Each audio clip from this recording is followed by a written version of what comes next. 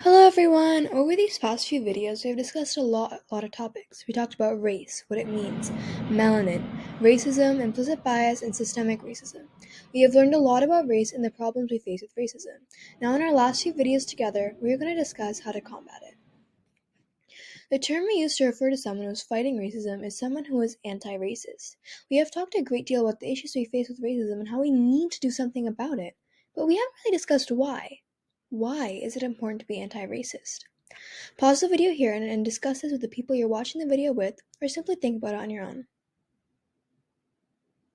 We hope that was a productive discussion. To further this line of thinking, we're going to look at a poem by Martin Niemroller.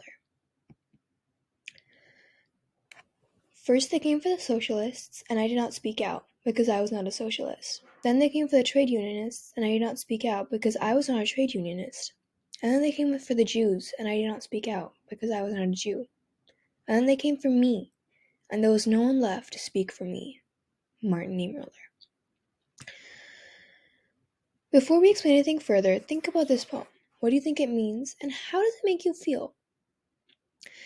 Feel free to pause this video here and discuss this with the people you're watching the video with.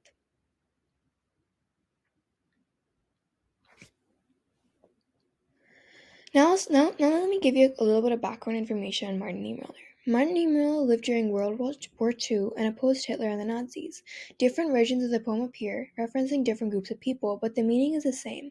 Just because you don't belong to a certain group, Jewish, trade unionist, African American, Native American, Latinx, Asian, doesn't mean that you can stay silent. At a certain point, you're going to be the one whose rights are getting stripped, and there's going to be no one left to speak for you. That is why anti-racism matters. You're not doing anyone else a favor. You are helping yourself, and you are making the world a better place. It's extremely important to be anti-racist, as we have discussed in these past few minutes with your own discussions with your friends and family, and your own thoughts and this poem that we have just seen. But what exactly does it mean to be anti-racist? What is anti-racism?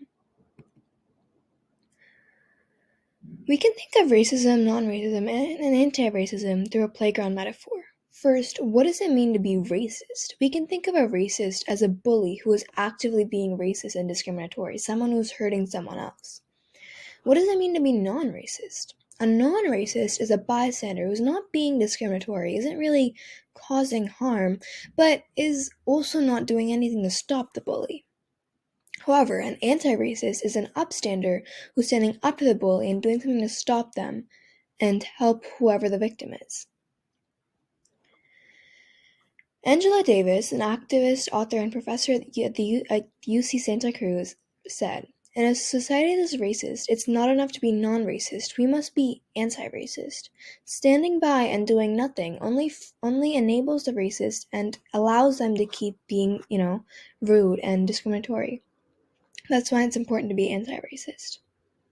We hope you enjoyed this short video and just a quick look into what anti-racism means. And a quick look into what anti-racism means. In the next video, we're going to discuss how to be anti-racist, and we're all going to come up with some ways to be anti-racist together. We look forward to seeing you then.